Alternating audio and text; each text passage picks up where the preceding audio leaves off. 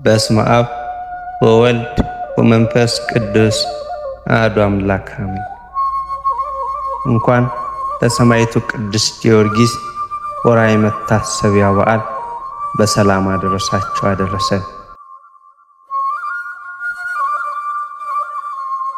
ፈጣኑ ጊዮርጊስ ሆይ እኔን አገልጋይህን የሐዘን ማዕበል ባንገላታኝ ጊዜ በጻዕዳ ፈረስህ ፈጥነ ደርሰህ ከሐዘን ያረጋጋኝ።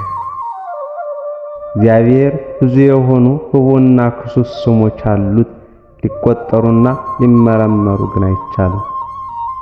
እግዚአብሔር የጀግኖች አምባ መጠጊያ ነው። እግዚአብሔር ጀግኖችን በሰልፍ የሚያበረታ ነው። በእግዚአብሔር ጣም ፍቅር የተጠመደ ሞትን አይፈራም። ስለሆነም እነ ቅዱስ ጳውሎስ ስለ ክርስቶስ ፍቅር የሚያስፈራን ምንድን ነው?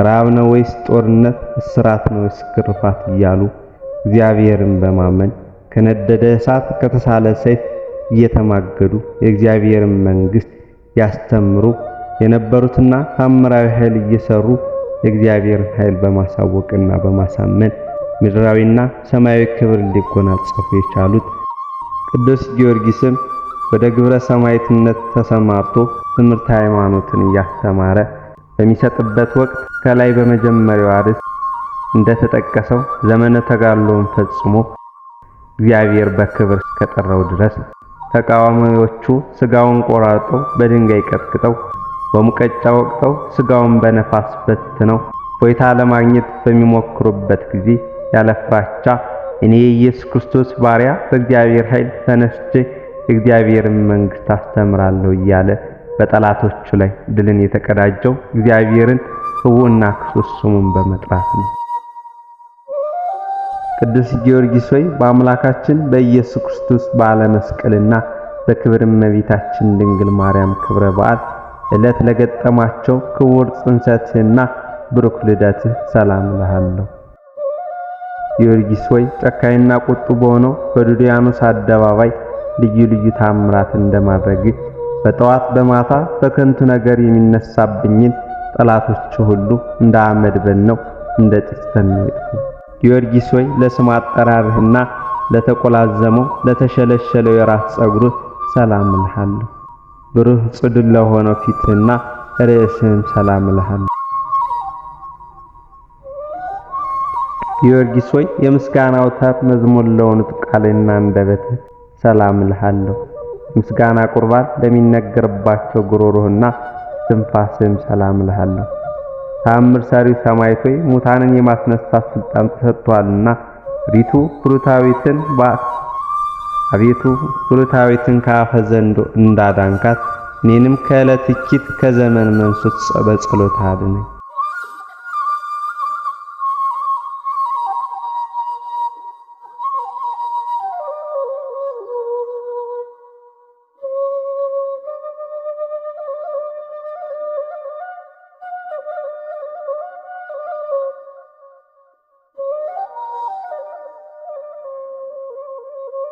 ቅዱስ ጊዮርጊስ ሆይ መጻሕፍትንና ድርሳናትን በማብዛት ሳይሆን በጥቂት ቃላት ብቻ የአፍ ምስጋና አቀርብልሃለሁ። ተአምር ሰሪው ሰማዕት ሆይ ፈዋሴ ድውያን እንደመሆንህ ከወፍ በሽታ ፈውሰህ የምታድነህና ልመናዬንና ጸሎቴን ዘወትር ቸል ሳትል ከእሱ በሺህ የሚቆጠሩ ልዩ ልዩ ነገሮች ይተላለፉልኝ።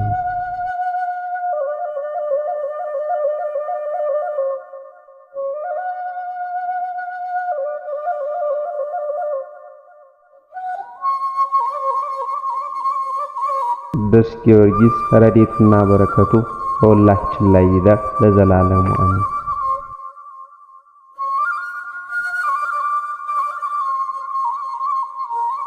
ዳግመኛም በዚህች ዕለት ሐዋርያው ቅዱስ ጢሞቴዎስ መታሰቢያ በዓሉ ነው። እንደ አምላክ በሚሆን በአብ በወልድ በመንፈስ ቅዱስ ስም ጥር 23 በዚህች ዕለት አሕዛብን ሊያስተምር ለከበረ ጳውሎስ ደቀ መዝሙር የሆነ ከበረ ሐዋርያ ጢሞቴዎስ በሰማዕትነት አረፈ። የዚህም ቅዱስ ልደቱና እድገቱ ልስጥራን ከሚባል አገር ነው። አባቱም ከዋክብትን የሚያመልክ ዮናናዊ ነው። እናቱ ግን በኦሪት ሕግ ጥላ ስር ያለች ናት። የከበረ ሐዋርያ ጳውሎስም በልስጥራን አገር በሰበከ ጊዜ የጢሞቴዎስ ስብከቱንና ትምህርቱን ሰማ። እግዚአብሔርም በጳውሎስ እጅ የሚያደርጋቸውን ድንቆች ታምራቶችን አይቶ እኒህም ታምራቶች አስተዋዮችና ጥበበኞች የሚደነግጡባቸው ናቸው። ስለዚህም ወደ ሐዋርያው ጳውሎስ ሄዶ በእርሱ ትምህርት በክብር ባለቤት ጌታችን ኢየሱስ ክርስቶስ አመነ። በአብ በወልድ በመንፈስ ቅዱስ ስም ተጠምቆ የሐዋርያው ጳውሎስ ደቀ መዝሙር ሆነ። ወደ ብዙዎች ሀገሮችም ተከትሎት በመሄድ ከእርሱ ጋር ደከመ። ታላቅ መከራና ብዙ ሐዘንም ደርሶበታል። ሐዋርያው ጳውሎስም በኤፌሶን ውስጥ በአንዲት ሀገር ላይ ኤጲስቆጶስነት ሾመ። በዚያን ጊዜ ወደ እርሷ ገብቶ ለሰዎች በክብር ባለቤት ጌታችን ኢየሱስ ክርስቶስን ሰበከ። ብዙዎችንም ወደ ቀናች ሃይማኖት መልሶ የክርስትና ጥምቀትን አጠመቃቸው። ከዚህም በኋላ በዙሪያው ወዳሉ ብዙዎች ሀገሮች በርቀትም ለሚገኙ ሀገሮች የከበረ ወንጌልን ሰበከላቸው። የከበረ ሐዋርያው ጳውሎስም 2 መጻሕፍቶችን ጽፎ ወደ እርሱ ልኳል።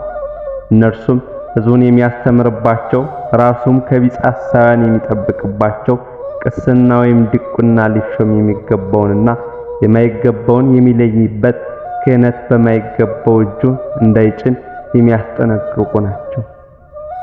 ጢሞቴዎስን ደግሞ ለእርሱ ተወዳጅ ልጁ አድርጎ ይጠራዋል። መልእክቶቹንም በእርሱ እጅ ወደ ሌላ ሀገሮች ይልካል።